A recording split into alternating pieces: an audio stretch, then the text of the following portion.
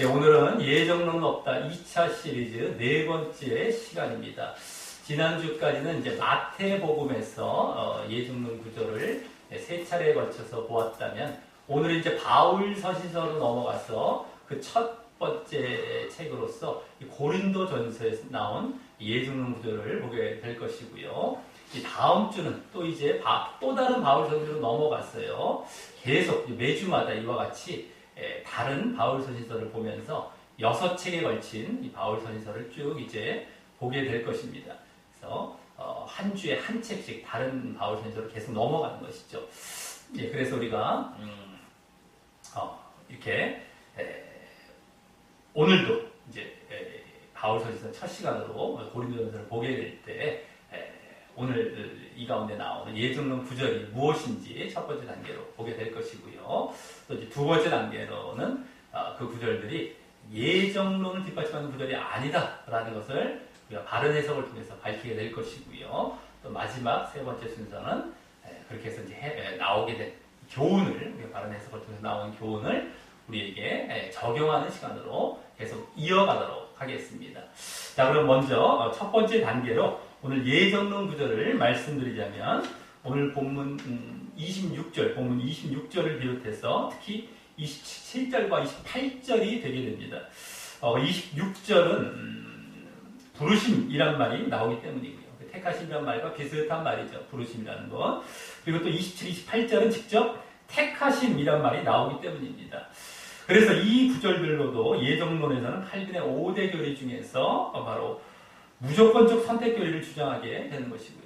가장 많습니다. 그죠? 지금 계속 무조건적 선택 교리가 거의 해당이 되고 있는데, 이 택하심, 이걸로 이제 예정론을 많이 주장하기 때문에, 이제 부르심도 이제 그러한 범주에 들어가 있고요.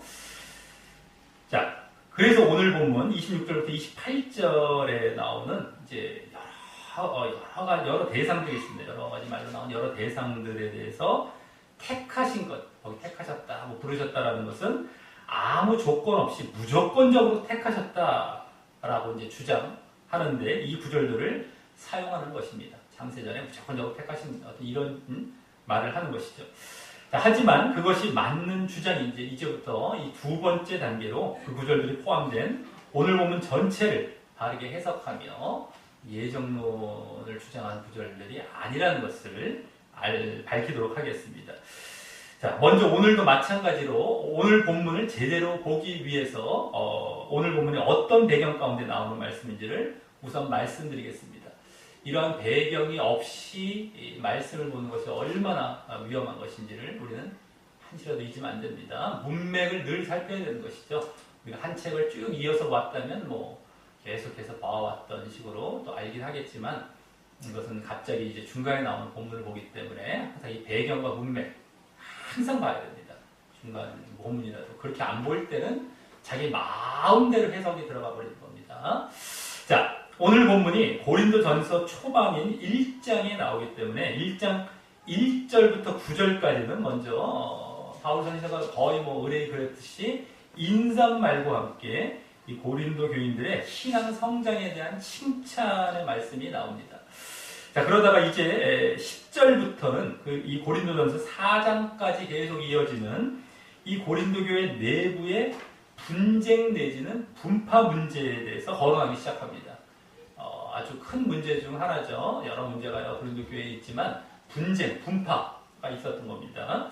그걸 계속 이제 거론하기 시작하는데 그래서 먼저 10절부터 17절까지는 그 문제에 대해 책망도 하면서 분쟁하지 말고 온전히 합하라 라는 말을 전하게 되는데 그때 바울 사도는 그 분파 중 자신을 추종하는 바울파도 있다는 것을 알고 있어요. 바울파.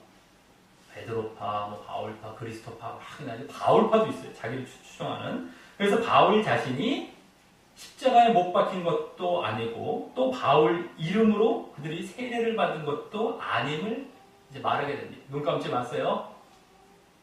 정신 차리세요. 네. 자꾸 졸지 마시고 의뢰 눈 감고 하지 마십시오. 네. 자, 그래서 책망도 하면서 어쨌든 하파라고 하는데 그 바울파도 있다. 내가 십자가에 못 박혔냐? 어떻게 내 파가 있냐는 거예요. 내가 세례를 줬긴 했지만 내 이름으로 세례 준 거니? 이걸 이제 말을 하는 거죠. 나를 추종하고 나를 섬기는 건 안 된다라는 의미죠. 내가 십자가에 못 박힌 것도 아니고 내 이름을 세례 준 것도 아니다. 특히 그래서 바울 사도가 그 세례를 그들과 이제 함께 있을 때, 그 교회에 있을 때 그리 많이 주지 않았음에 대해서 감사하면서, 그리 많이 주는 것이 아니에요. 다행히도 바울 사도가 그래서 그걸 감사하면서, 왜냐하면 자기가 많은 사람에게 줬으면 많은 사람이 자기를 추종할 사람이 더 많았을 것 같았으니까. 자, 그러면서 17절에 우리가 이제 17절부터 잘 이제 보시기 바랍니다. 17절에 나오듯이 그리스도께서 바울을 이렇게 보내신 것은 세례를 주게 하려 하심이 아니고 오직 복음을 전케 하려 하심이다라고 하면서 이제 바울이 복음을 전한 사역에 초점을 맞추고 말하기 시작합니다. 세례 얘기를 하면서, 아까 세례를 많은 사람이 주지 않았으면 감사한다라고 해서 세례 얘기를 하면서, 나 그렇게 세례도 그렇게 중요한 거 아니야. 나는 복음을 전하는 것이 중요한 거였어. 이걸 이제 얘기하면서 복음 전파 사역에 초점을 맞추는 것이죠. 그래서 거기 그 복음 전파가 이제 어떻게 나옵니까? 말의 지혜로 하지 않았음을 말하면서, 말의 지혜. 그것은 그리스도의 십자가가 헛되지 않게 하기 위함임을 말합니다.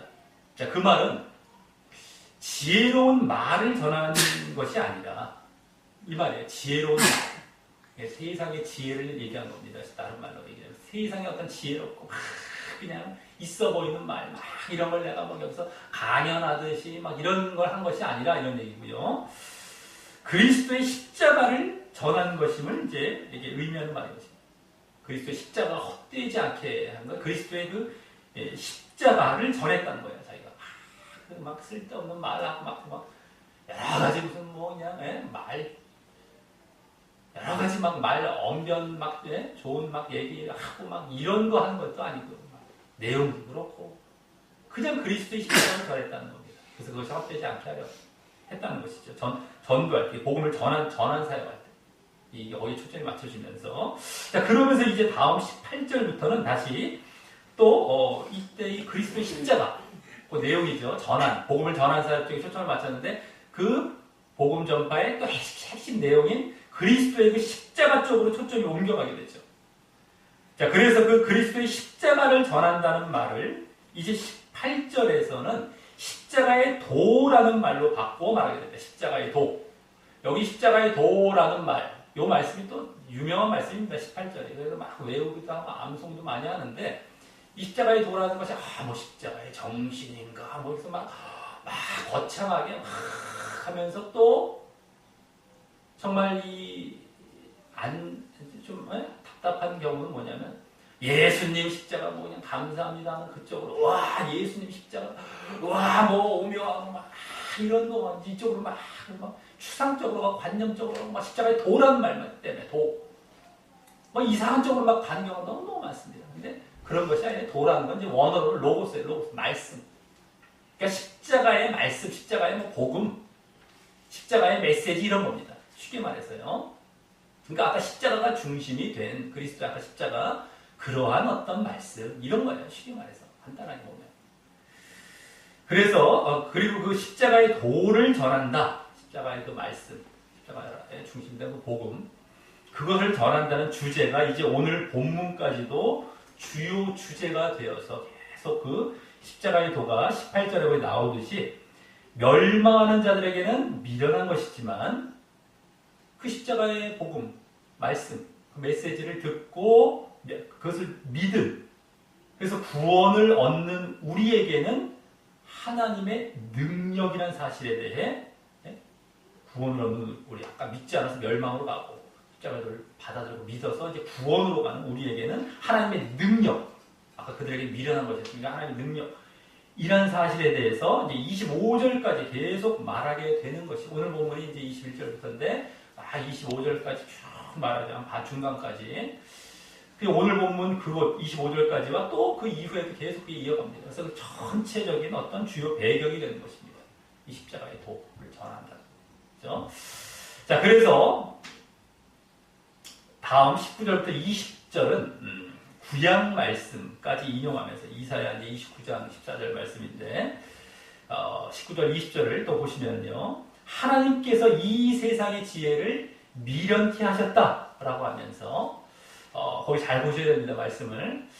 앞서 17절에 말의 지혜와 그리스도의 십자가를 대조하는 것 중에 말의 지혜와 그리스도의 십자가를 대조했습니다. 아까 17절에 잘 봐야 됩니다. 잘 보면은 어렵지 않고 이게 잘 이제 이렇게 하는데 괜히 안 보면 또 막 혼란스럽고 제대로 못 보고 못 알아듣고 딴 쪽으로 또 갑니다. 잘 보셔야 됩니다. 말의 지혜와 그리스도의 십자가를 대조한 것 중 먼저 말의 지혜에 대해 아무것도 아님을 언급합니다. 19, 20절. 여기 하나님께서 이 세상의 지혜를 미련케 하셨다. 그러니까 아까 말의 지혜가 이 세상의 지혜라는 말로 바뀐 거예요. 그죠? 말의 지혜, 이 세상의 지혜. 그 말의 지혜도 사실 뭐 지혜로운 말, 그거 다 세상적인 지혜를 얘기했던 것인데 여기는 이 세상의 지혜로 하면서 그걸 미련케 하셨다는 거예요. 그러니까 아무것도 아니다 그 지혜는. 이건 이제 언급한 거죠. 아까 18절에 이제 그러한 큰 주제 가운데 이제 흘러나오는 것인데 17, 18절에 자, 즉 아무리 지혜롭고 총명한 척하는 이 세상의 지혜, 인간의 지혜라 할지라도 하나님 앞에서는 하나님에 의해서 미련한 것밖에 안 된다는 것입니다. 하나님께서 그 이상을 이 육신적인 상태에 있을 때는 아무리 인간적인 지혜, 뭐 이 세상 지혜는 한계가 있도록 깨닫지 못하도록 영적인 것과 전혀 이게 분리가 딱 돼버리니까 한계가 있는 거예요. 그렇게 이제 해놓으신 것이죠. 그러니까 미련한 거예요. 미련한 거. 아무리 똑똑한 척 해도요. 더 이상 깨닫지 못하는 그 자리에서 딱 머물고 말기 때문에 그래서 미련한 것밖에 안 되는 거예요. 안 된다는 것입니다. 이것이. 특히 이제 18절에 보여줬듯이 이러한 이 지금 세상에 우리가 지혜이라고 할지라도 그 궁극적인 곳은 어디입니까? 구원이에요. 구원. 철학도 나중에 가면은 막 인간은 뭐냐? 그러면서 막 계속 가다가 그럼 인간이 나중에 어떻게 된다는 거냐? 막 이쪽으로 가잖아요. 그러다가 이제 뜬구름 남쪽으로 결국에 빠지죠. 플라톤의 이데아 사상과 비슷무리한 것 같은데 달라요.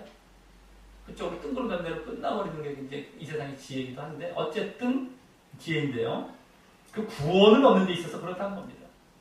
그렇게 미련하다는 거예요.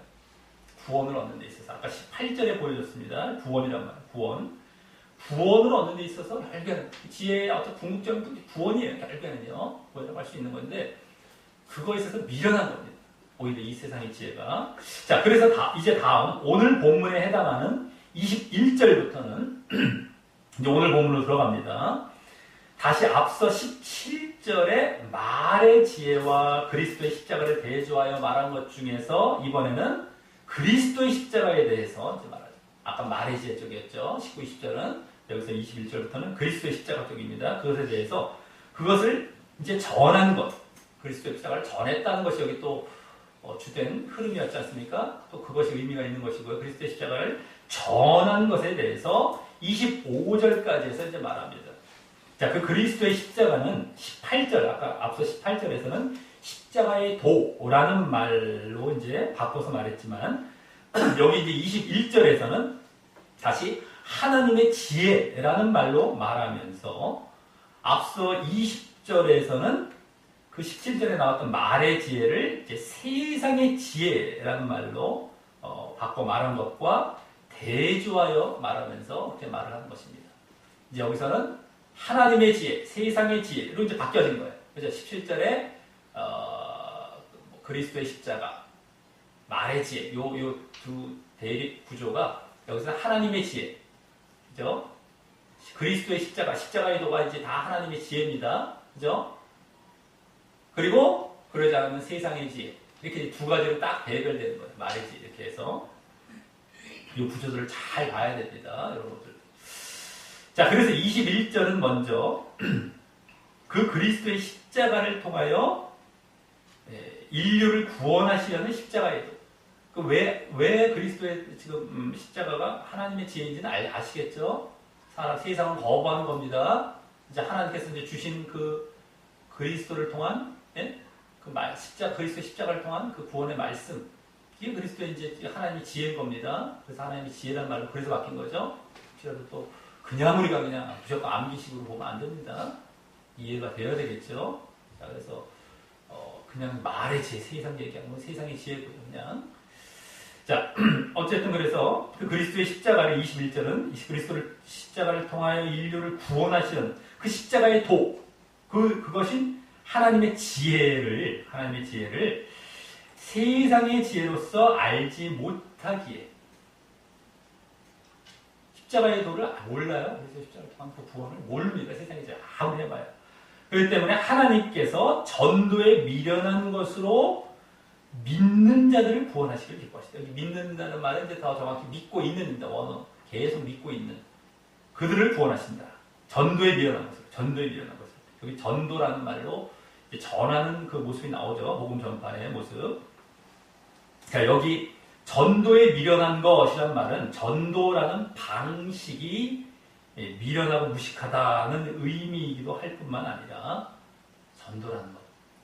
또 전도하는 내용이 더욱 그들이 보기에 미련하다는 의미이기도 합니다. 전도의 내용, 전도하는 내용. 앞서 18절에서 십자가의 도라는 그 전도의 내용 자체가 멸망하는 자들에게는 미련한 것이라고 이미 말했기 때문입니다. 그죠? 미련하다고 했어요. 물론 이제 세상 사람들 멸망하는 자들에게 미련한 것이지만, 그래서 내용 자체가 미련한 거예요. 방식도, 전도하는 방식도 미련한 것처럼 되겠지만, 내용도. 자, 그러니 이 말은요, 세상 사람들이 믿건 믿지 않건 하나님의 지혜이자 그 그리스도의 십자가로 인한 구원인 그 십자가의 도를, 십자가의 말씀, 십자가를 중심으로 한 그런 메시지, 복음, 이런 거죠, 십자가고. 이것을 그 전하는 방식이나 그 담긴 내용 모두에 있어서 세상이 보기에 미련해 보일지라도 그냥 타협 없이 전파하는 것만이, 그렇게 전도라는 방식으로 타협 없이 전파하는 것만이 세상 지혜로는 알 방법이 없는 그들에게 그 하나님의 지혜와 십자가의 도를 전할 수 있는 유일한 방법으로서, 그래서 하나님께서 거기 기뻐하셨다. 그건 뭐 좋게 생각하시고 인정하셨다라는 것입니다. 그래. 그러니까 전도도 사실은 지금 세상 사람들도 왜 그냥 무식하게 저러냐고, 왜 무식하게 우리한테 와갖고 막 예수 믿으라고 이러냐고, 이렇게 얘기할 수도 있죠. 또, 그 내용 자체로 들어가면 더 이들은 막 그냥 미련해 보이고, 더 무식하다고 보는 겁니다. 예수님 십자가에 죽어서 우리를 구원하셨어? 이러면서 막 그냥 받아들일 수가 없는 거예요. 막 접근하는 것도, 아이고, 종교의 자유가 있는데 왜 이렇게 자꾸 귀찮게 옵니까? 이런 것도 그럽니다. 그죠? 뭐 전도라는 건 물론 이제 그런 전도뿐만 아니라 또 이렇게 교회에 나와서 듣는 것도 전도가 될 수 있죠. 초신자들 다 이런 것까지도 사실은 그 십자가의 도라는 그 메시지 자체가 또 이들에게는 그냥 미련해 보일 수 있는데 그래도 어떻게 전하는 겁니다. 이게 다 지금 그걸로 하지만 그 방식으로만 그들에게 들어가서 그들이 믿음을 갖고 그걸 받아들여서 믿고 구원으로 나아가게 하셨다는 겁니다. 그걸 기뻐하셨다는 겁니다. 그 방법을 인정하시고 그 방법을 우리에게 허락하시고 이렇게 명령하셨다는 겁니다. 자, 그래서 그러다가 그렇게 전하다가 많지 않을지라도 그 복음을, 십자가의 도를 받아들이는 사람은 믿는 자가 되어서 구원을 받을 것이지만, 그렇지 않은 자들은 그 반대인 멸망으로 나아갈 것임을 함께 여기서 뜻하고 있으면서 말입니다. 여기 구원이란 말도 나왔어요. 잘 보시기 바랍니다. 20, 아까 구원, 믿음, 또 그리고 그 다음에 믿음이라는 것도 여기 다 담겨 있는 것이에요. 그죠? 믿음, 구원, 아까 18절에 나왔었죠. 믿음과 구원 다 나왔습니다. 그것을 받아들임으로, 십자가의 도를 받아들이며 전도를 통해서 했을 때 믿은 자들은 구원을 아니면 멸망으로 나아가는 것이 다 지금 여기 담겨 있어서 하는 말입니다. 또 여기서. 자, 그래서 다음 22절 맨 앞에는 왜냐하면 이란 말이 생략돼요. 24절까지 해서 그 21절에 대한 사실, 뭡니까? 하나님께서 그 하나님의 지혜를 전도에 미련한 것으로 전할 때 믿는 자들을 구원하시는 이러한 사실에 대해서 더 구체적으로 이제 말을 하게 됩니다. 이 세 절은요, 22절부터 24절까지 세 절은 크게 한 절 반씩 두 부분으로 나누어 볼 수 있습니다. 그래서 유대인과 헬라인과 우리는 믿는 자들이죠. 믿는 우리를 비교하듯 말하는 것이 크게 이렇게 두 번 반복되는 형태인데요. 그래서 먼저 22절부터 23절 상반절까지의 첫 번째 부분에서는 한 절 반씩입니다. 23절 상반절까지 거기 첫 번째 부분에서는 먼저 유대인은 표적, 즉 표적은 뭡니까? 놀라운 능력이나 기적, 이적을 구하고 원하며 다음 두 번째 대상이 누굽니까? 헬라인이죠. 헬라인은 지혜, 즉 당시로 말하자면 뭐 철학 이런 것이 되겠고요. 지금으로 말하자면 철학이 사실 학문의 근원 아닙니까? 학문이라고 할 수 있는 학문 뭐 이런 거 어쨌든 뭐 여러 가지 뭐 지식 뭐 이런 거 같은 것을 찾고 원한다라고 하면서 하지만 다음 이제 세 번째 대상인 우리죠. 우리는 믿는 우리입니다. 믿는 자들. 우리는 그런 것들을 주거나 전하는 것이 아닌 그러니까 표적이나 지혜를 주거나 전하는 것이 아닌 바로 십자가에 못 박힌 그리스도를 전한다라고 하는 것입니다. 유대인과 헬라인은 당시 헬라인이 이방인을 대표하는 자들이었기에 좀 이따 그 23절 하반절에 헬라인 대신 이방인으로 말하죠. 이제 유대인, 헬라인, 유대인, 이방인으로 바뀝니다. 거기는 그죠? 그 헬라인이 이방인을 대표하는 자들이에요. 쉽게 말해서 외국인, 우리나라로 말하는 외국인 뭐 이렇게 그 대표가 헬라인 뭐 이 정도가 되는. 우리도 외국 사람 하면 지금 느껴지는 게 미국 사람 정도 하면 웬만한 사람들이 다 포함하는 느낌이 있었지 않습니까? 지금도 있는지 모르겠지만 뭐 그런 느낌이죠. 쉽게 말해서 자 미국인이라면 다 포함한 것처럼 헬라인이라면 뭐 그 당시에 뭐 문화적으로도 문명적으로도 엄청 영향을 미치고 있는 나라였었던 데다가 어쨌든 그런 거예요. 이방인을 대표하는 겁니다. 유대인과 이방인은 그래서 어떻게 돼요? 세상 모든 사람이죠. 그러니까 우리로 말하자면 우리나라 사람과 외국인 하면 세상 모든 사람을 말하는 거잖아요. 그죠? 우리나라 사람, 뭐 외국인 이런 세상 지구 전체를 포함하는 거 아닙니까? 거의 유대인이 중심된 거죠. 유대인과 이방 세상 전체를 말하는 모든 사람을 나타내는 것으로서 유대인이 표적을 먼저 이제 구한 것은 유대인들은 메시아가 이 세상 능력을 가진 메시아를 기대했기 때문에 예수님께서 사역하실 때도 유대인들이 예수님께 기적과 능력을 구했던 모습에서 그들의 그러한 표적을 구하는 특징이 보여졌었던 것이었고요. 좀 보여주시옵소서 이런 거 되게 많았어요. 병 고치는 것부터 해서 이제 그럼 뭐 이적을 좀 보여주세요. 뭔가 능력이 있어갖고 로마에서 자기들 구원을 막 식민지배에서 막 구원한 이러한 메시아를 원했기 때문에 그걸 능력을 자꾸 구하는 거예요. 표적 이런 것들. 자 그리고 헬라인이 지혜를 구한 것은 지금까지도 우리에게 잘 알려져 있는 이 철학의 출발점인 헬라 철학, 그리스 철학이죠. 그리스 철학이 존재하고 있음을 보면 알 수 있는 뭐 플라톤, 아리스토텔레스, 소크라테스 다 그리스 사람입니다. 아니 헬라 사람입니다. 헬라 아직까지도 그 사람들이 다 영향 미치고 다 아직까지도 철학의 중심에 있잖아요. 아직도 몇천 년이 흘렀는데도요.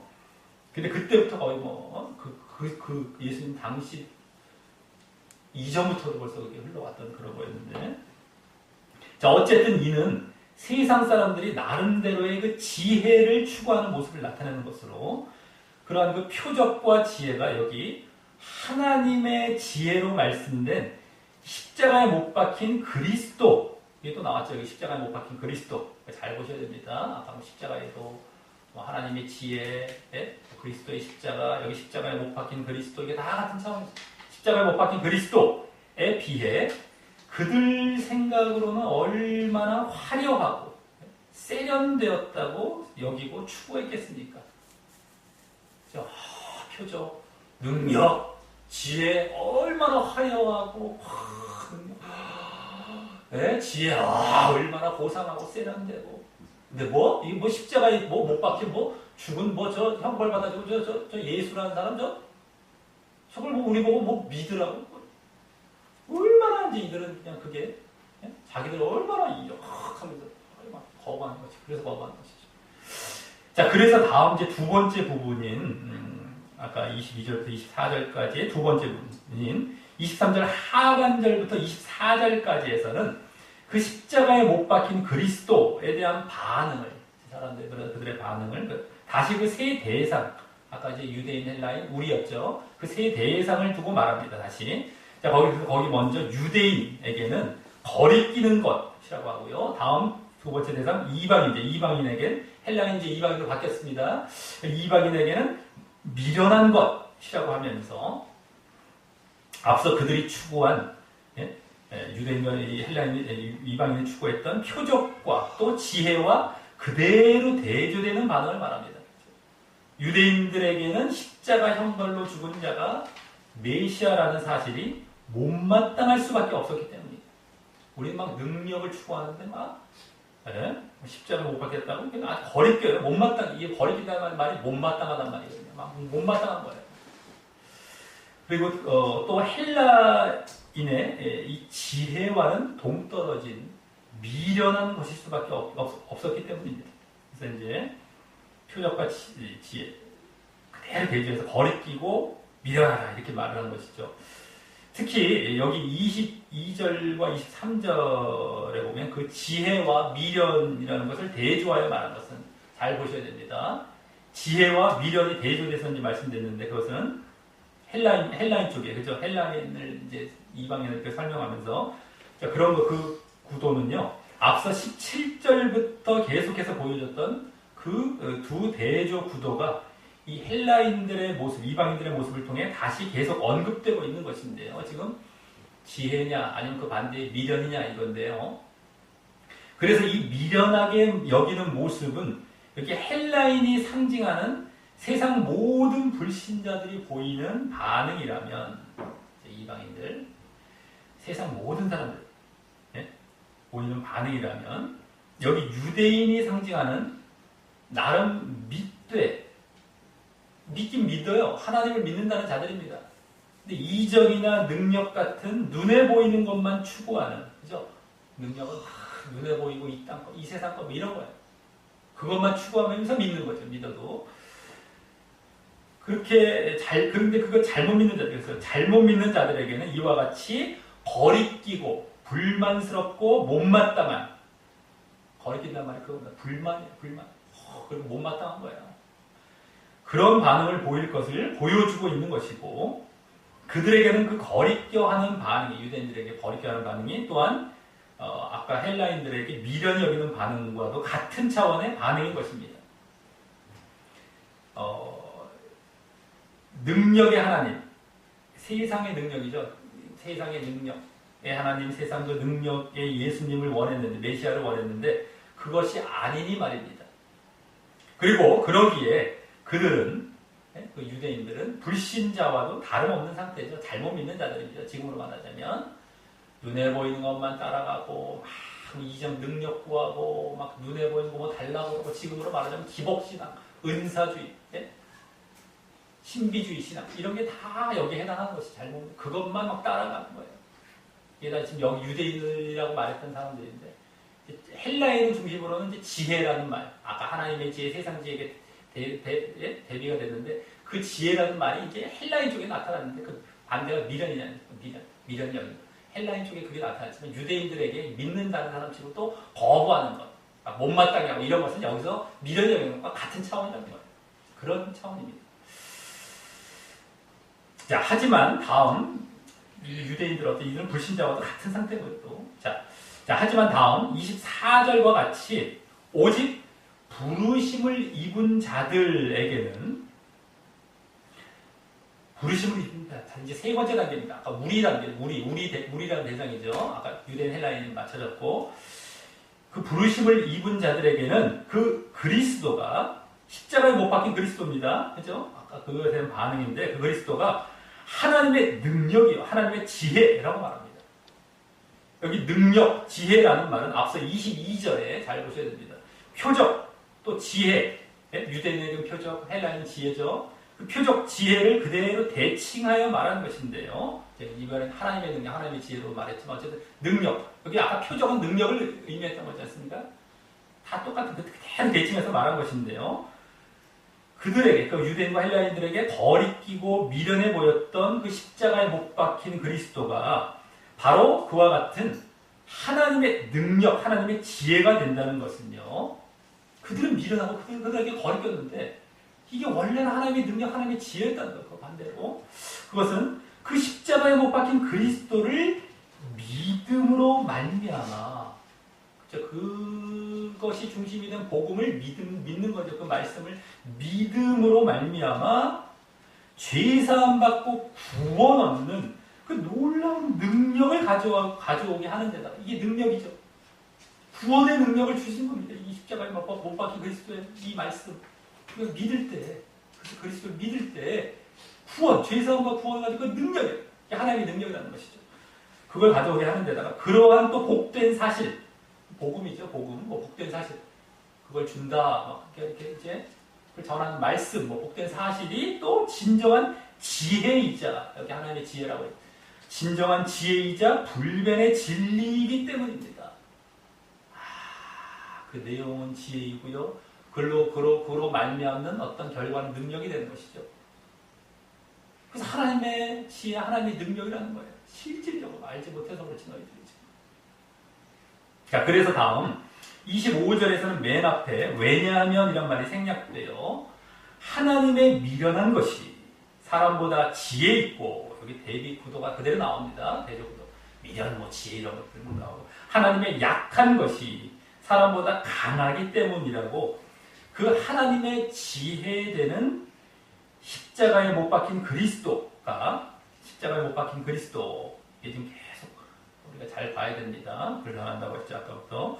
그 십자가에 못 박힌 그리스도가 사람 보기에는 미련해 보이고 약해 보여도, 능력이 약해 보인다는 건 아까 능력 차원이죠. 그렇죠? 능력이 없어 보이고 이런 거죠. 미련은 지혜의 반대고요. 근데 사실은 전혀 그와 반대로 지혜되고 강한 것이라는 사실을 더 덧붙여 설명한 것입니다. 그렇죠? 강한 것, 능력 있는 것이죠. 지혜, 능력, 이 두 가지 그대로입니다. 자, 그렇다면 이제 이게 25절에서 더 덧붙여 설명한 것 뿐이고요. 자, 그렇다면 이제 그 십자가에 못 박힌 그리스도가 하나님의 능력과 지혜가 되기 위해서는 그 십자가에 못 박힌 그리스도를 받아들이고 믿어야, 그 메시지도 말씀도 마찬가지고 그 그리스도도 마찬가지고, 어쨌든 받아들이고 믿어야 하는 것인데, 그 받아들이고 믿는 자들을 지칭하는 말이 앞서 21절에서는 직접 믿는 자들이라고 나왔다면, 거기 잘 보셔야 됩니다. 믿는 자들이라고 나왔다면, 여기서는 앞서 24절에 부르심을 입은 자들이라고 말하고 있는 것입니다. 앞서 25절 잠깐 먼저 봤지만 24절 다시 돌아갔을 때 여기 부르심을 입은 자들이라고 말하고 있는 것이죠. 아까 믿는 자들, 믿음을 여기서는. 자, 그리고 그 부르심이란 말은 오늘 예정론 구절인 26절에도 나오는데요. 그래서 그때나 그 26절이나 여기서나 부르심을 입었다라는 것은 예정과 창세전 선택을 말하는 것이 아니라 십자가에 못 박힌 그리스도를 전하며 전도했을 때 그것을 믿고 그것을 받아들이고 믿은, 이 바로 믿음을 대신한 말이라는 것이 우리가 그동안 알고 있었던 것과 같이 여기 다시 또 보여지고 있는 것입니다. 이 부르심은 다 믿음 차원이라고 했어요. 택하심도 마찬가지고. 이제 여기 다시 보여주는 거예요. 아까 21절에서 그대로 믿는 자들이라는 말이 나왔어요. 여기 부르심 입은 자들로 그대로 바뀌어서 말하고 있는 것 뿐입니다. 다시 또 보여주고 있는 거예요. 그냥 다 벌써 다시 확인하고 다시 다 이게 해석이 돼버리고 있는 것이죠. 예정론 구절들이. 자, 그래서 24절에 또 보면은요, 거기에 24절에 또 보면 자세히 보면 아까 또 빠뜨린 게 있었었죠. 자, 그 부르심 입은 자들의 범주에는 그 뒤에 뭐라고 나옵니까? 유대인이나 헬라인 모두가 포함될 수 있음을 말하고 있는데요. 그죠? 유대인이나 헬라인이나, 이게 또 덧붙여 있어요. 그냥 12년 는 말이 아닙니다. 성경은 그런 말 하나도 없어요. 제대로 당신들이 안 봐서 그렇고, 막 볼 줄 모르고 넘어가서 그렇지. 제대로 보면 한 구절, 한 단어마저도 그냥 심심해서 넘어가면 아무것도 없어요. 멋부리는 거 절대 없어요. 성경에서 인간들이 막 미사여로 써갖고 막 멋부리려고 이 말 이런 거 없습니다, 성경. 그렇게 한가롭지 않아요, 성경이. 그래놓고도 만든 게 그렇게 두꺼워진 겁니다. 자, 어쨌든 거기 유대인이나 헬라인 모두가 그 부르심 입은 자들에 포함될 수 있는 것이라고 나오죠.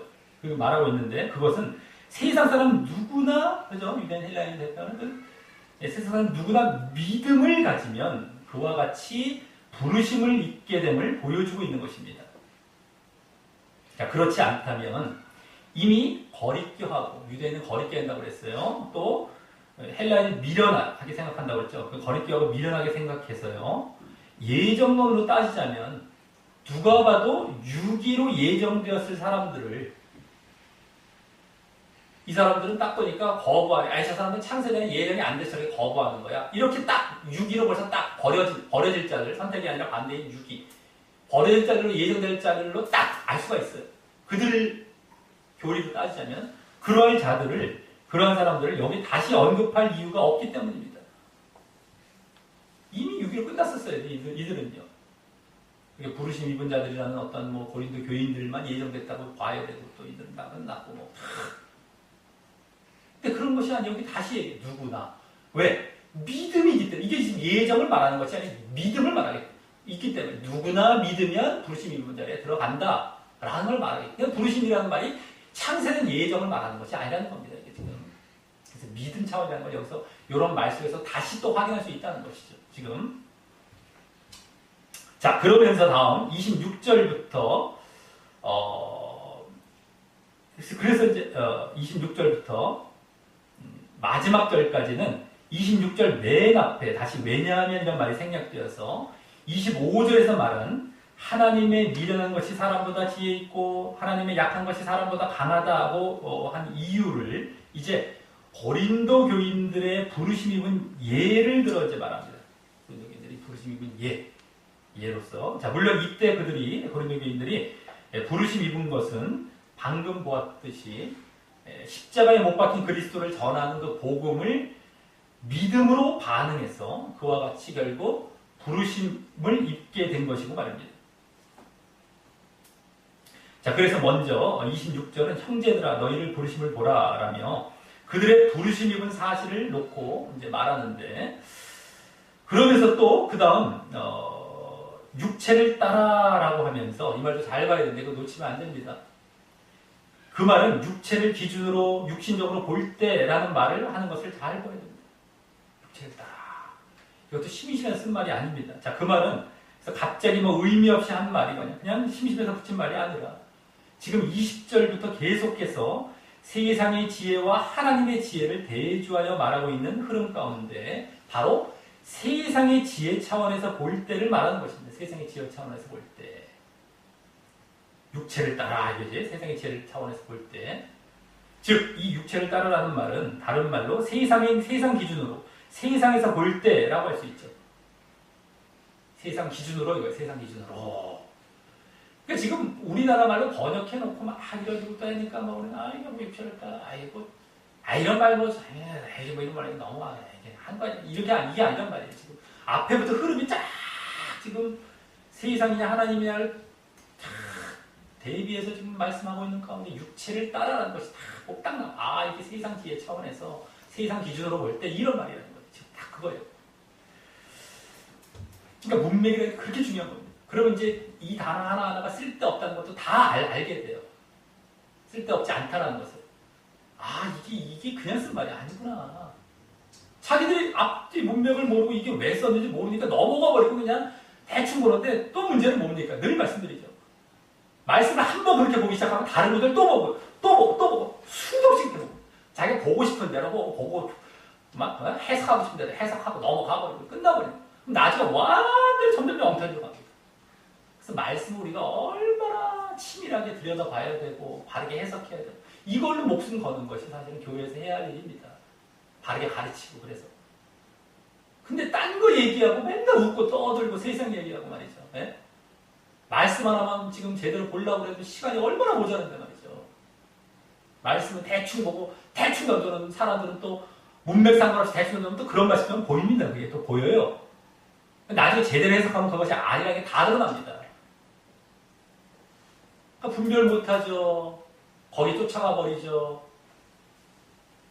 이런 경우가 아주 허다해요, 허다해. 제발 지금 많은 교회들이 말씀 제대로 보는 대로 돌아가야 됩니다.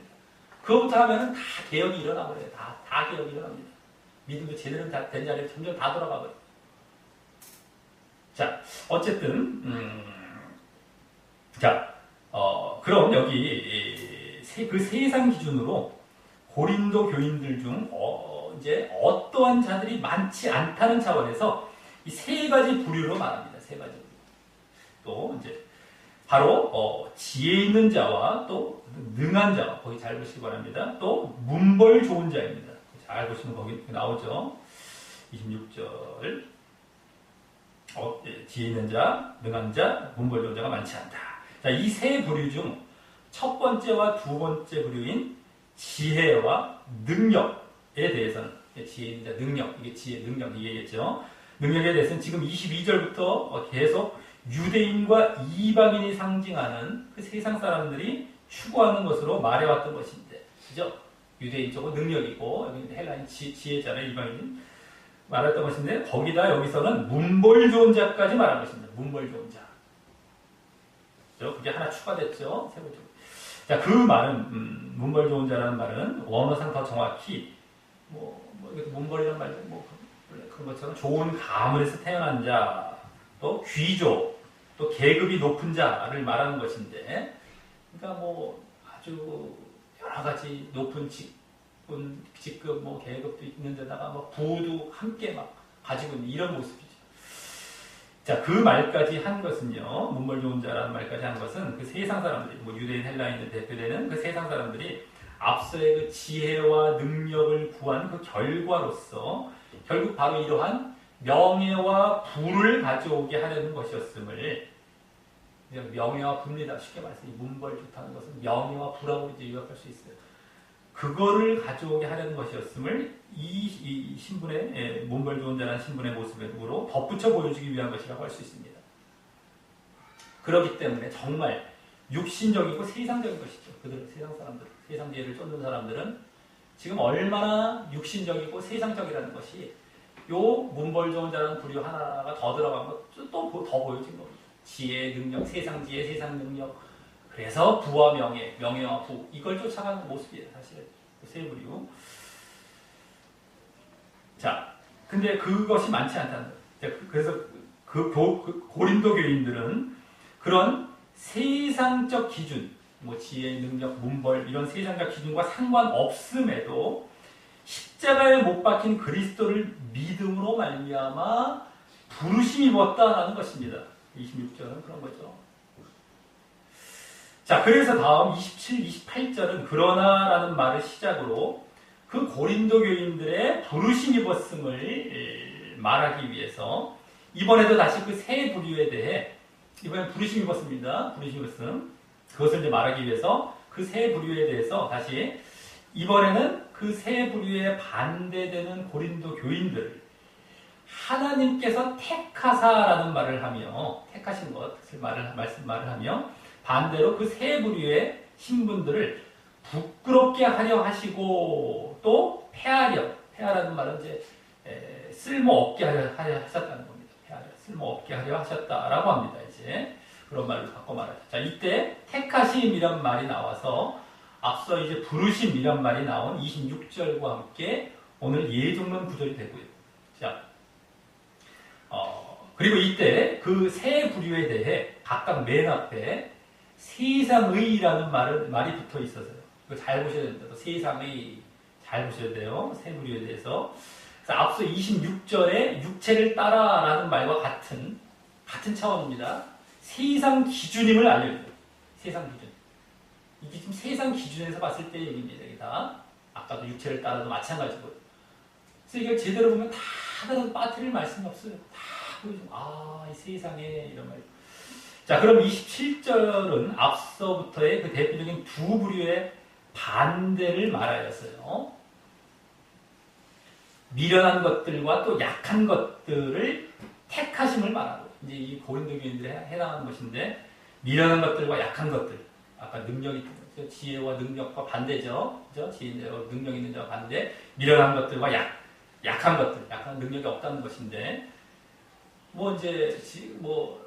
말하자면 권력이 없다라는 둥, 뭐 이런 빽이 없다라는 둥, 뭐 어떤 그런 게 되겠죠. 능력이 없다는 것. 그런 모습이 될 수 있지만 여러 가지 어쨌든 능력 없던 미련한 것들, 약한 것들을 택하심을 말하고 또 다시 그와 각각 반대로 다시 그 아까 그걸 돌아갑니다. 그래서 지혜 있는 자들과 강한 것들, 능력 있는 자들 똑같은 말인데 강한 것들을 부끄럽게 하려 하심을 말합니다.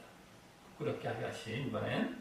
자 그리고 다음 28절은 앞서 26절에 추가된 그 한 부류였던 또 다른 한 부류였던 문벌 좋은 자가 이제 가문 좋고 또 귀하고 높은 자들을 의미했기에 부유하고 그런 의미. 그에 반대되는 천한 것들과 멸시받는 것들과 없는 것들 이게 이제 한 부류입니다. 이게 세 부류가 아니에요. 뭐 하나로 쫙 묶어보면 됩니다. 천한 것, 멸시받는 것, 없는 것. 아까 문벌 좋은 자야 반대되는 것이죠. 그들의 택하심을 말하고 이게 고린도 교회인데 또 그와 반대로 다시 문벌 좋은 자를 이번에는 대표적으로 있는 것들이라고 합니다. 있는 것들. 명예와 부가 있죠. 명예도 있고 부도 있고 있는 것들이라고 하며 그들을 패하려 하셨다라고 합니다.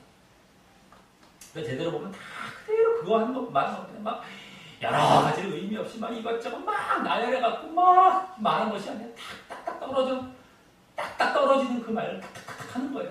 정확하게 아주 과학적이고 아주 그냥 논리적으로 딱딱딱 지금 말하는 겁니다. 제대로 안 볼 때 이런 게 안 보여서 그렇죠.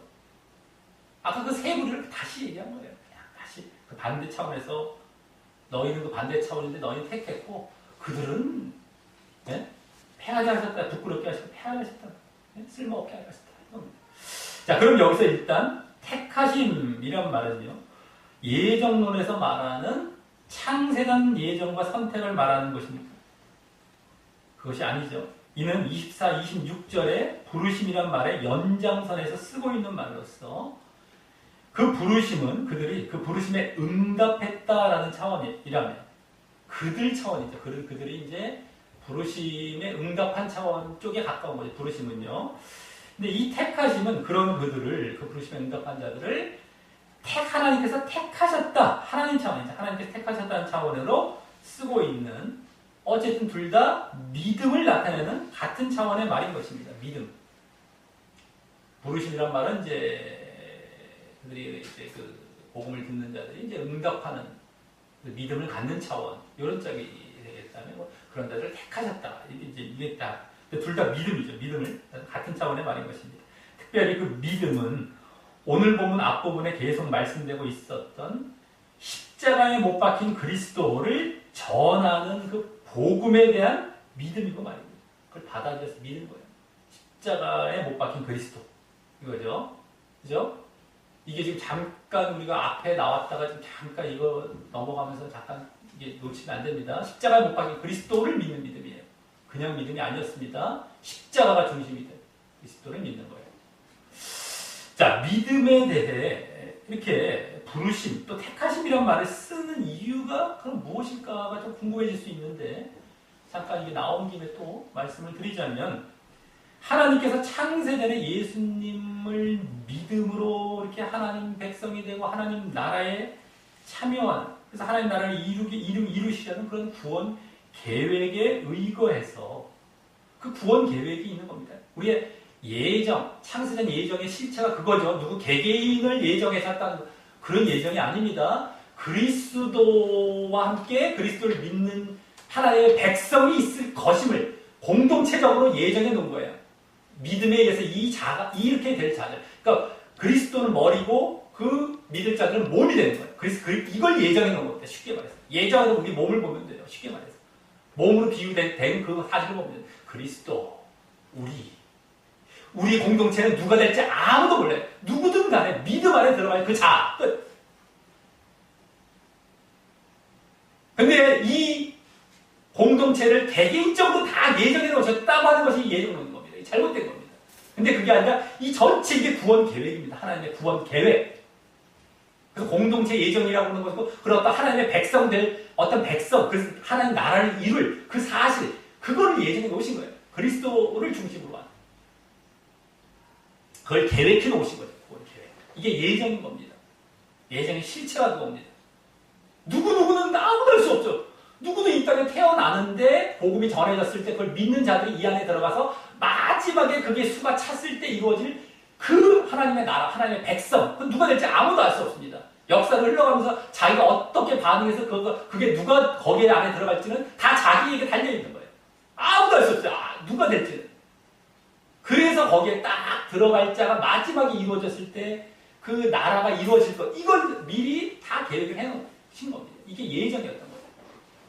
근데 그것에 의거해서 누구든 부르시고 그 하나님 나라 백성으로 택하시려 하시기 때문인 거예요. 부르신 거는 그걸 계획을 해 놓으셨기 때문에 계속 부르고 계신다는 이 차원이죠, 지금. 계획이 있기 때문에. 그래서 그 안에 하나님의 백성으로 택하시길 원하는 차원인 겁니다. 그래서 부르시고 택하신다라는 말이 그 계획 차원에서 계속 말씀되는 거예요. 근데 그것을 반응하는 것이 다 믿음인 것이고요. 믿음으로 그 부르심을 받고 그 택하심 안에 들어가는 그 차원에서 이제 부르심, 택하심이라는 말로 자꾸 말씀되는 것 뿐이지 우리가 그 안에 부르심 받고 택하심 받기 위해서는 믿음이 있어야 되는 것인데 믿음. 그래서 자꾸 믿음을 이제 그렇게 바꿔서 말하는 것 뿐입니다. 자꾸만 이제 그거 갖고 이 전체 계획과 그래서 하나님의 그 뜻을 모르고 누구 개개인을 예정하고 다 개개인을 택하셔갖고 창세에 선택해 이걸로 잘못 돌아가 버려서 지금 이제 다 잘못된 신앙으로 가버린 것이죠.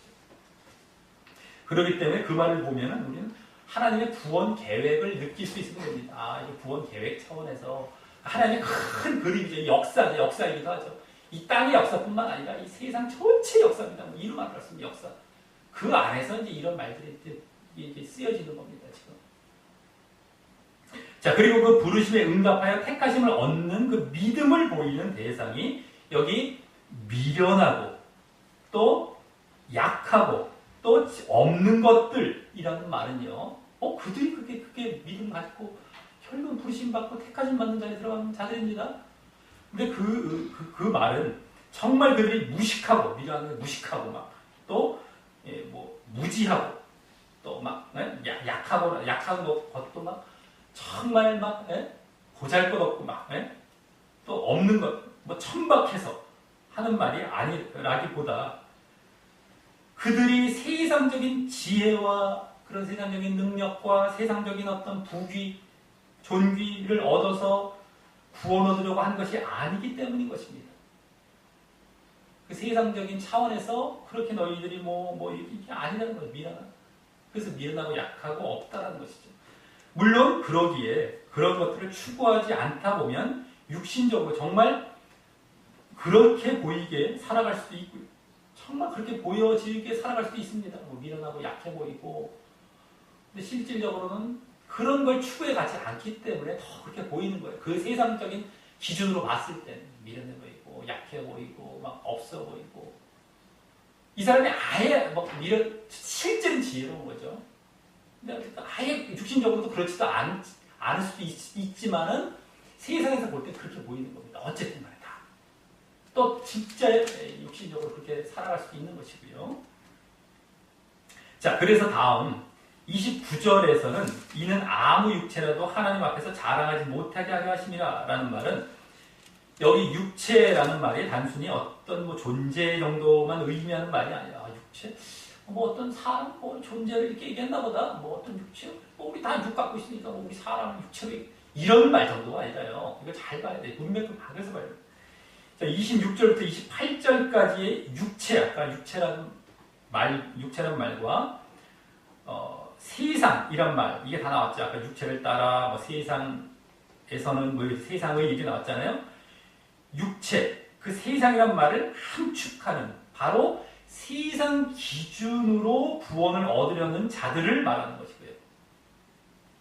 이게 지금 아무 육체라도 그러니까 세상 기준으로 육체적으로 육신적으로 구원을 얻으려는 자들까지입니다. 이게 의미되는 거예요. 육체라고라는 것이 세상 기준으로 구원을 얻으려는 자들을 말하고 그래서 여기 그와 대조되는 하나님 기준을 의미하는 하나님 앞에서라는 말을 하고 있습니다. 아까 처음부터 나왔죠. 하나님 지혜, 세상 지혜로 딱 대별된다고 했어요. 그죠? 말의 지혜, 처음 말의 지혜, 그리스도의 십자가부터 시작을 해갖고, 그리스도의 십자가에 도로 왔다가 하나님의 지혜로 갔잖아요. 말의 지혜는 세상의 지혜로 갔고, 세상과 하나님이 딱 대비가 됩니다. 세상 기준, 하나님의 기준이 딱 대비해서 지금 말씀되고 있어요. 여기 육체, 아무 육체라도 할 때 육체는 바로 세상 기준을 말하는 것이고요. 지금 하나님 앞에서는 하나님 기준을 말하는 거예요. 이게 그대로 대비가 된 겁니다. 이 말씀만 보면 그게 안 보여요. 그래서 문맥을 봐야 된다는 겁니다. 그래서 이게 지금 막 세상 정의 기준으로 구원을 얻으려는 이러한 자들이 하나님 앞에서 자랑치 못한다는 것. 자랑치 못한다. 그래서 여기 자랑치 못하게라는 말도 그냥 하나님 앞에서 잘난 척하지 못하게라는 말이 아니다. 그러니까 우리가 이런 구절만 딱 떨어뜨려보고 그럼 자기가 지금 보고 싶었던, 지금까지 봐왔던 그걸로 자꾸 우겨나간다니까요. 얘기를 해줘도 못 알아들을 수가 있기 때문에 자꾸 반복하는 겁니다. 자꾸 얘기를 해주는 거. 그러면 뭐 어디요? 이럴 가능성이 높아요. 지금 그게 아니란 말이에요. 지금 하나님 세상 기준으로 구원 얻으려고 하는 사람은 하나님 기준 앞에서 자랑치 못한다. 막 우리는 그냥 잘난 척하는 이런 거 정도로 알기 쉬운데 그것이 아니라 세상 기준과 그 세상 방법으로 구원 얻게 됨을 불가능하게 그래서 자랑하지 못한다는 거예요. 불가능하게 자랑치 못하고 불가능하게라는 말이에요. 자랑치 못하게 된다는 것은 그게 있을 수가 없다는 거예요. 되어지지가 않는다. 그래서 자랑할 수도 없다는 거예요. 드러낼 수가 없고 그걸 막 그렇게 할 수가 없다는 겁니다. 앞에는 계속 그 나왔잖아요. 아까 패하신다, 부끄럽게 하신다. 예? 너희를 택하셨고 이렇게 하면서 그렇죠? 자, 다음 31절은 30절 맨 앞에 그러나라는 말이 생략되어서 방금 29절에 아무 육체라는 말이 의미했던 세상 기준으로 구원 얻으려 했던 자들과 반대되는 너희 예? 즉 고린도 교인들에 대해 그들은 자랑할 수 있다는 차원에서 말합니다. 아까 아무 육체라도 세상 기준으로 구원 얻었던 자들이었죠. 근데 여기는 반대입니다. 너희 고린도 교인 그들에 대해서 이제 자랑할 수 있다는 차원입니다. 아까 자랑할 수 없다라고 했죠. 자랑할 수 있다. 자, 이 고린도 교인들이 바로 하나님 기준으로 믿음 안에서 구원 얻으려 했기 때문인 것이죠. 이제 그때는 자랑할 수 있는 거예요. 그게 가능하다는 것이죠. 그래서 여기 30절을 잘 보면 하나님께로부터 나와서 하나님께서로부터 나와서라는 말이 두 번씩이나 언급되고 있습니다. 잘 봐야 됩니다. 30절. 너희는 그렇다고 치는데 뿐만 아니라 예수님께도 적용하면 말입니다. 두 군데가 또 너희가 있어요. 고린도 교인. 또 하나는 예수님께 두 번을 사용합니다. 왜 그럴까요? 예수님께는 굳이 안 쓸 필요 없는데 괜히 쓰셨?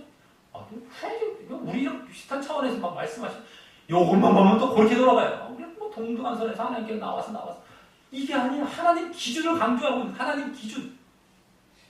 하나님의 지혜 차원에서는 아까 십자가에 못 박힌 그리스도를 전하는 그 하나님의 지혜, 그것을 믿는 그러한 차원, 이거를 강조하기 위해서 그걸 두 번 쓰고 있는 겁니다. 하나님께로 나와서. 이거 잘 봐야 됩니다. 자꾸 구절만 보면 자꾸 딴 데로 돌아가요. 자, 일단 그래서 너희는 그렇게 해서 하나님께로부터 나와서 그리스도 예수 안에 있다라는 말은 하나님의 그 지혜인 그리스도의 십자가에 못 박힌 그리스도를 받아들이고 믿은 사실을 나타내서 진짜 그리스도 예수 안에 있다는 건 그거죠. 하나님의 지혜인 십자가에 못 박힌 그리스도 받아들이고 믿은 사실을 나타내서 여기서 또 직접 그들의 믿음이 보여지게 돼요. 믿음.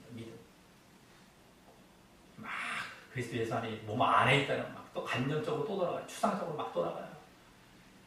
믿음이라는 얘기예요. 지금 그걸 받아들였고 아까도 복음을 받아들였고 십자가의 도를 다 꺼려도 하는데 막 세상을 버리게 하고 막 미련하다고 생각하는데 그게 아니라 이들은 그걸 받아들여서 믿었다 이겁니다. 지금. 그래서 그리스도 예수 안에 있다라는 것이고요. 그래서 믿음도 직접 여기서 또 보여지고 또 다음 예수님은 이렇게 하나님께로부터 나와서 우리에게 지혜와 의로움과 거룩함과 구속함이 되셨다라는 말은 여기 이제 하나님께 나서 하나님의 기준으로 하나님의 어떤 방법으로라는 차원이죠. 거기로부터 출발되어서 하나님의 어떤 지혜에 있어서 이런 어떤 차원입니다. 지금도. 근데 어쨌든 우리에게 지혜와 의로운 거룩한 구속함 되셨다는 것은 오늘 본문에 계속 나온 뭡니까? 지혜와 능력이란 말이에요. 잘 봐야 됩니다, 오늘. 그래서 알고 보면 별로 어렵진 않아요. 근데 이걸 잘못 대충 보면 전혀 안 보여요. 자, 지혜와 능력이라는 말 계속 얘기했죠, 아까. 예? 헬라인 지혜, 유대인 효적 능력, 그죠? 지혜 능력 계속 막 그 세상이 추구하는 막 지혜 능력 그거 말해서 특별히 하나님의 지혜, 하나님의 능력으로 왔잖아요. 근데 능력이란 것이 구원의 능력이잖아요. 구원의 능력. 그죠? 구원의 능력이었죠. 이제 하나님 차원의 하나님의 능력은 구원은 하실 그 능력인데 그걸 나타내는 능력이란 말 대신 여기 구원의 뜻에 모두 해당하는 그래서 자 지혜와 할 때 지혜까지는 우리가 앞에서 봤던 지혜가 되겠고요. 나머지 의로움과 거룩함과 구속함 이게 다 구원이 되는 거예요. 구원의 능력에 해당하는 겁니다. 구원 그죠? 그 말을 쓴 것입니다. 그것뿐이에요. 그러니까 이것도 지혜와 능력 얘기한 거예요. 하나님의 지혜와 하나님의 능력이죠. 하나님의 능력 대신에 여기 구원의 능력을 얘기하기 때문에 구원 차원의 의로움, 거룩함, 구속함. 자 우리가 구원 얻는다는 거에 구속이 나왔고요. 그 의롭다는 말로 먼저 나타나잖아요. 죄 사함 받고 그래서 죄가 씻음 받는 게 거룩함이고 그래서 구원받는 게 구속함이고 그대로 구원의 능력 그걸 얘기한 겁니다. 그러니까 막 쓰다가 이렇게 나열되다 보니까 이게 우리가 탁탁탁 이게 그 말 직접 그 앞에 현장에서 했을 때라든가 그 느낌을 갖고 했으면 딱 알아들을 수 있었지만 얘기하다 잘라보고 막 뭔지 몰라요. 이게 다 지혜와 능력을 얘기한 겁니다. 네. 자, 그러니 이것이 세상이 추구하는 능력과 대조되는 진정한 능력이고 영원한 능력인 것이죠. 의로움과 거룩함과 구속함을 주는 능력. 아까부터 얘기했던 세상 능력. 나 권력 좀 갖고, 나 빽 좀 갖자. 이런 능력. 너 그거 없어? 약한 것이네. 너 약한 것이네. 이랬잖아요. 능력 없는 자네. 나도 능력 좀 있어. 실력 좀 있고. 근데 그게 진짜 능력이 아니라 믿음으로 말미암아 이걸 얻게 돼. 이걸 주실 그 능력, 의로움과 거룩함과 구속함, 구원. 이게 진짜 능력이고 이게 영원한 능력이에요. 이걸 우리는 바라보고 가야 된다는 거예요. 세상 거 구하지 말고 그런 능력 구하지 말고. 자, 그래서 이제 그것들을 이제는 자랑할 수 있는 것이죠. 이제는 아까는 자랑할 수 없다는 얘기를 했기 때문에 여기도 자랑할 수 있다는 차원에서 얘기합니다. 그래서 다음 31절에서는 기록된 바라고 하며 구약 이제 예레미야 9장 24절 말씀을 인용하여 자랑하는 자는 주 안에서 자랑하라 함과 같게 하려 함이라 라고 하고 있는데 자랑이 또 나왔어요. 그래서요 여기 자랑. 예? 근데 주 안에서 자랑하라. 주 안에서 자랑하라. 이제는. 예? 자, 이 말은 예레미야서에서도 아까 9장 24절 바로 앞에 23절에서 오늘 여기 26절부터 보여진 세상 기준의 세 가지인 지혜와 능력과 문벌이랬잖아요. 예? 근데 그때 거기서는 예레미야는 지혜와 용맹과 부함도 나옵니다. 거의 똑같죠. 지혜와 용맹. 용맹이 능력 대신에 말씀된 거고 부함으로 자랑하지 말고 라는 말이 나오면서 하나님을 아는 것으로 자랑하라 라는 것을 그렇게 나와요. 24절에서. 네, 그때 9장 24절 예레미야 23절은 지혜, 용맹, 부함으로 자랑하지 말고라는 말이다. 그러니까 지금 바울 사도는 예레미야의 말씀을 기초로 이렇게 계속 또 말씀하고 있는 것도 이게 보여지는 것이죠. 그러니까 하나님을 아는 것으로 자랑하라. 하나님을 아는 것으로 자랑하라. 이렇게 나온 것을 이와 같이 주 안에서 자랑하라. 하나님을 아는 것으로 자랑하라. 주 안에서 자랑하라. 이렇게 바꿔서 이제 말을 하고 있는 것이고요. 그래서 바로 하나님 기준을 바탕으로 자랑하라는 말입니다. 하나님을 아는 것으로. 하나님을 아는 것이 뭡니까? 여기 주 안에서 또 같은 차원인데 뭡니까? 믿음이죠, 믿음. 너희가 믿음을 가진다면 자랑하라. 그래서 구원받게 되었던 거. 그래서 그 자랑하라는 것은 바로 진정한 지혜와 능력인 십자가에 못 박힌 그리스도를 받아들이고 믿는 믿음이 다른 믿음이 아니었어요. 오늘 흐름 가운데 십자가의 그리스도를 믿는 겁니다. 십자가에 못 박힌 그리스도, 십자가가 중심이 된 십자가에 못 박힌 그 미련해 보이고 약해 보이고 아무것도 안 해 보이던 그분을 내가 받아들이고 믿는 그 믿음이었어요. 믿음도 다른 믿음이야. 메시아입니다. 세상과 주실 자 메시아입니다. 이 믿음 아닙니다. 미련에 모였던 걸 받아들인 믿음이었어요. 똑똑해 보이는데 그리스도 믿고 좀 부자 되봅시다. 메시아 이거 믿음 이 믿음이 아니라 그 믿음과 그로 인한 구원이었고 그럴 때 구원 받는다고 말씀드렸죠. 구원을 자랑하는 것이면 안 돼요. 이걸 자랑하는 이걸 자랑하는 이럴 때 아까는 그러지 않으면 세상 기준은 불가능하고 자랑할 수도 없고 자 이로써 오늘 26절부터 28절에 나오는 부르심과 택하심이란 말 때문에 주장하는 그 예정론 구절들은 그 말들이 부르심과 택하심이란 말들이 우리가 그동안 알고 있듯이 바로 믿음을 나타내는 말임을 다시 확인하면서 예정론을 뒷받침하는 구절이 아님을 알았습니다. 특히 오늘 그 말들은 오늘 본문 전반부에서 세상 지혜와 대조되는 하나님의 지혜를 전도를 통해 전하고 믿게 한다는 사실을 말한 데다가 그래서 전도를 통해서 하나님의 지혜 믿게 한다. 믿음 차원에서 또 말을 한 데다가 또 그것을 받아들여 오늘 부르심과 택하심 받았다는 주체인 고린도 교인들이 그것을 받아들이고 믿은 사실에 대해서 오늘 본문 말미에서 그리스도 예수 안에 있다라는 말과 주 안에서 자랑한다라는 말 속에서 잘 보여지고 있어서요. 그 부르심과 택하심이라는 말들이 믿음을 나타냄을 분명히 보여주고 있었기 때문입니다. 더더욱이 앞에 믿음도 나타내고 뒤에서 주 안에서 뭐 이렇게 다 하면서 자 그럼 오늘도 이제 그래서 볼 것 사실 우리가 너무 잘 알 수 있는 예정 문제를 아는 것을 이미 알고 있습니다. 믿음 차원이었던 거예요. 다 확인도 됐고요. 자 그럼 오늘도 마지막 순서로 오늘 본문의 해석을 통해 이제 알게 된 교훈을 적용하며 마치겠습니다. 먼저는 지금도 많은 사람들이 추구하고 따르고 있는 세상의 지혜나 세상 기준으로 절대 구원을 얻을 수 없다는 것입니다. 그것들은 하나님의 지혜이자 하나님의 기준인 십자가에 못 박힌 그리스도에 비해서 세상의 지혜와 세상 기준은 당장 화려하고 세련되어 보이며 명예와 부도 제시하기에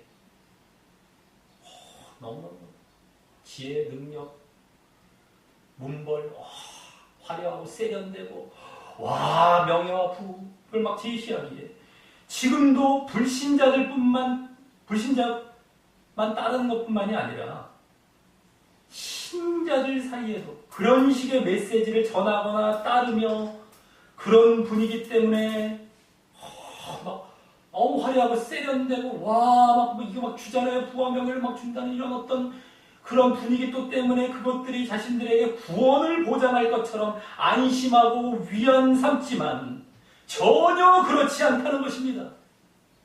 우리는 불신자 문제는 볼 것도 없지 않습니까? 신자들 안에서 그러고 있어요. 그 메시지 갖고. 화려하고 세련돼 보이고 맨날 지혜, 이상한 세상 지혜와 똑같은 지혜가 하고 있고 말이죠. 능력도 마찬가지고 결과는 그냥 부와 명예죠. 육신적인 거 다 전하죠. 아닌 척하면서 얘기하는데 다 결과는 그거예요. 이게 문제죠. 그런데 그게 또 구원 줄 알아요. 이러면 자기들은 교회도 나와서 그거 듣고 구원받고 있는 줄 알고 안심까지 기분까지 막 좋아서 안심을 하는 거예요. 근데 그건 절대 구원 못 받는 겁니다. 그게 착각들을 하고 있습니다. 착각들을 막 기분이 막 들썩갖고 구원 막 봉사 달려가서 하고 막 들떠서 난리가 나요. 근데 문제는 진짜가 중요하다. 봉사 같은 거 이런 거 하지 마시고 진짜 일단 갑시다. 이거부터 갑시다. 죽으려고 해요. 도망가고 죽으려고 합니다. 이런 거 하지 마세요. 안 해도 되니까요. 이거부터 본질부터 잡고 이게 안 되는데 뭘 하려고 합니까? 죽으려고 해요. 다 죽여야 되거든요. 다 십자가 못 박고 다 죽여야 돼요. 들뜬 말이 없으니까 쫙 깔아줘. 그래요. 아까 나왔잖아요. 미련해 보이고 약해 보이고 이런 발이 쫙 이게 아니라는 걸 깨닫는 자리에 들어가야 됩니다. 자, 대신 그건 이제 구원을 줄 수 없는 것이고, 대신 거리껴지고 미련해 보이고 또 약해 보이는 등 보잘것없어 보이고 구차한 것처럼 보여도 십자가에 못 박힌 그리스도를 전하고 따라야 구원 얻는다는 것입니다. 특히 십자가에 못 박힌 그리스도 이 메시지 중 핵심은 뭡니까? 핵심은 십자가에 못 박힘 이거요. 십자가에 못 박힘. 뭐 그리스도라는 건 뭐 누구든 간에 뭐 다 예수님, 우리의 능력이 예수님 세상 능력 주실, 아까 그런 거 요구했잖아요, 유대인들. 그런 거 주실. 예수님은 그리스도라는 게 중요한 게 아니라 그 앞에 수식하고 있는 어떤 내용이냐는 것이죠. 그리스도를 어떻게 바라보고 있는지. 십자가에 못 박힘, 이게 핵심인 거예요. 그것이 진정한 능력이 된다는 사실입니다. 그것이 진정한 능력이 십자가에 못 박힘. 오늘 능력을 세상에서 찾았지만 그것은 거짓 능력이었기에 말입니다. 거짓 능력이었죠. 그런 것들 다 물거품 되고 사라질 능력들. 진짜 능력이 아니에요. 십자가에 못 박힘. 자, 그리고 그 십자가에 못 박힘은 단순히 십자가의 구속의 사건을 나타내는 말이 아니라, 이건 이제, 십자가에 못 박힌 그리스도께서, 십자가, 감사합니다. 감사합니다. 끝! 이거 아니다.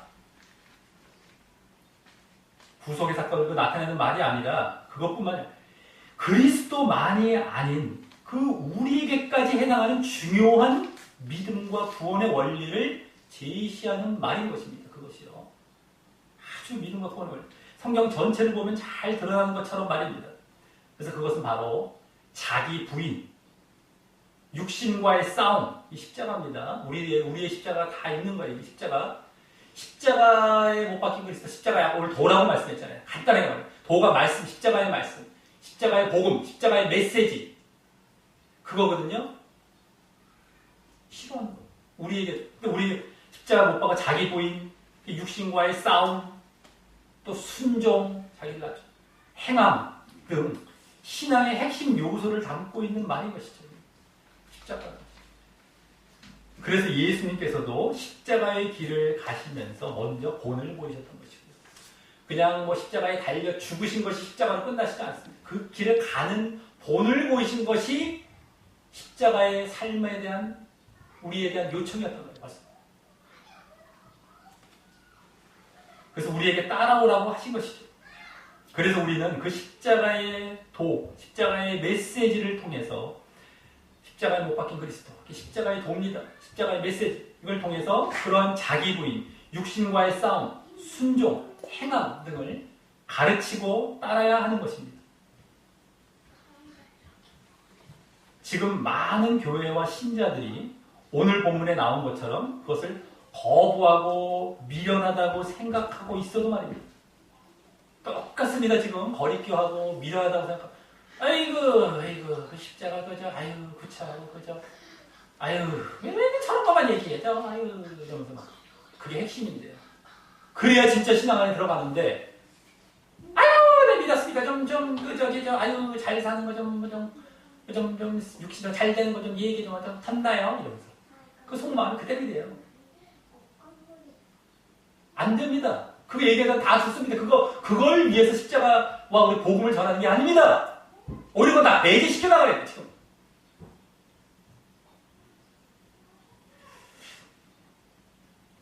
자, 그리고 예정론은요, 결국 그러한 모습을 해체시키는 거예요. 자기 부인 뭐 이런 것들 다 해체시켜 나갑니다. 우리 예정론 없다. 서론 때 봤죠? 1차 때. 행함, 자기 부인 이런 거 다 해체시켜버려요. 오히려 예정론이요. 못하게 만들어버려요.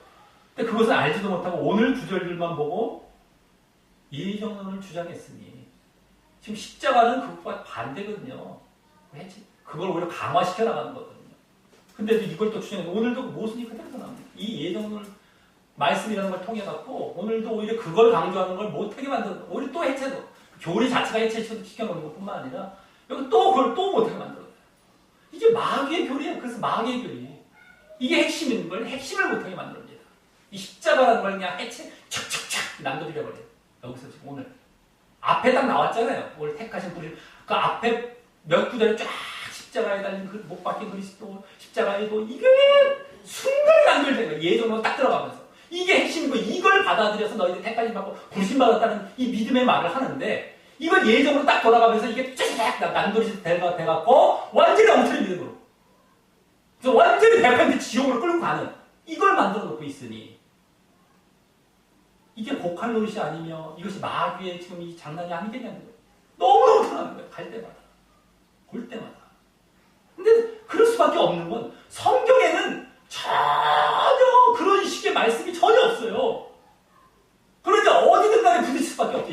예정론이 아닌 것이고 예? 그런 건데요. 다 그냥 이 십자가적인 말씀 다 이런 걸로 꽉 차 있는데 자, 또 다음 교훈은요. 오늘 다음 교훈은 그러한 십자가의 메시지, 십자가의 도를 전하고 따름으로 보여줘야 할 우리의 모습은 바로 세상에서 미련하고 약하고 없는 것처럼 취급받을 준비를 하고 그걸 따를 땐 그렇게 취급을 받습니다. 미련하고 약하고 오늘 나왔지 않습니까? 없는 것처럼 취급받을 준비를 하고 그런 취급을 받아도 흔들리지 않고 꿋꿋이 그 십자가의 메시지를 사모하고 계속 그 길을 가야 한다는 것입니다. 그리고 그럴 수 있는 힘은 바로 세상 기준이 아닌 하나님의 기준을 늘 의식하고 마음에 두며 살아감으로 그 모습들이 사실은 미련한 것이 아니라 지혜 있고 약한 것이 아니라 강하고 없는 것이 아니라 있는 자의 모습이라는 것을 늘 깨닫게 되는 것입니다. 그들은 그렇게 볼지라도 반대로 볼지라도 실제로 그게 아니에요. 정말 지혜 있는 자고 정말 강하고 능력 있는 자고 정말 모든 걸 가진 자가 된 거예요. 지금 저들은 그렇게 취급하고 막 눌러 갈지도 몰라도 하나님의 기준을 갖고 내가 딱 있기 때문에 그래서 흔들리지 않는 거예요. 내가 이 실체를 이 본질을 알고 이 비밀을 알거든요. 이걸 절대 그렇게 보고 막 흔들어 안 넘어갑니다. 하나님의 기준을 딱 갖고 있기 때문에 세상 기준이 아니에요. 오늘 하나님의 지혜 차원이죠. 십자가. 그리고 그래서 무엇보다 오게 되는 결과는 뭡니까? 바로 구원이라는 사실을 또한 늘 깨닫고 알고 있는 것입니다. 그래서 우리는 그 구원을 받는 겁니다. 이것만이 저게 지금 멸망으로 가는 것이고요. 그러니 이걸 아무리 옆에서 뭘 그냥 조롱을 하고 어떻게 흔들어도 안 넘어가는 겁니다. 자, 우리 모두 불신자뿐만 아니라 신자까지도 미혹하고 있는 그런 세상 지혜와 능력과 부를 전파하는 가르침이 아닌 세상의 그런 십자가의 메시지를 늘 사모함으로 십자가의 독을 늘 사모함으로 자기 부인, 육신과의 싸움, 순종, 행함 등이라는 이 신앙의 핵심 요소들도 늘 보이며 믿음의 길을 가시기를 바라겠고요. 또 그럴 때 세상에서 미련하고 약하고 없는 것처럼 취급받아도 그렇습니다. 신자들로부터도 그래요. 에휴, 그렇게 취급당합니다. 그대로 당해요. 그럴지라도 결국 그것이 하나님의 기준과 하나님 앞에서는 지혜롭고 강하고 있는 모습으로서 그때만 구원을 얻는다는 사실을 알고 그러한 메시지와 그러한 모습들을 늘 고집하고 고수해 가심으로 결국 구원받게 되시기를 예수님의 이름으로 간절히 축원합니다.